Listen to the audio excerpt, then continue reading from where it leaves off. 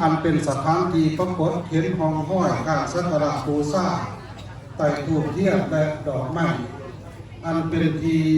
เสื่อสู้บูชาของประเทศของมัสยิดลาสองประเทศจากนั้นจึงได้ทำได้งานว่าสถานที่นี้เป็นสถานที่อันศักดิ์สิทธิ์เพื่อสักการะบูชาของประชาชน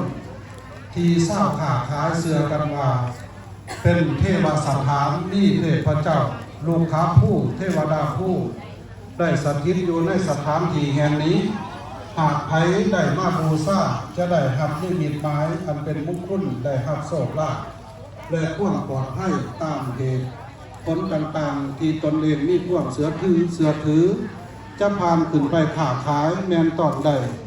มีเครื่องกิริยาบูชาต่างๆเพื่อมากราบไหว้สักการะบูชาตามศรัทธาตรงๆในระยะต่อมาขออุดรแก้วดวงดีกลุ่มบริษัทดวงดีก่อสร้างได้ควรท่าจำกัด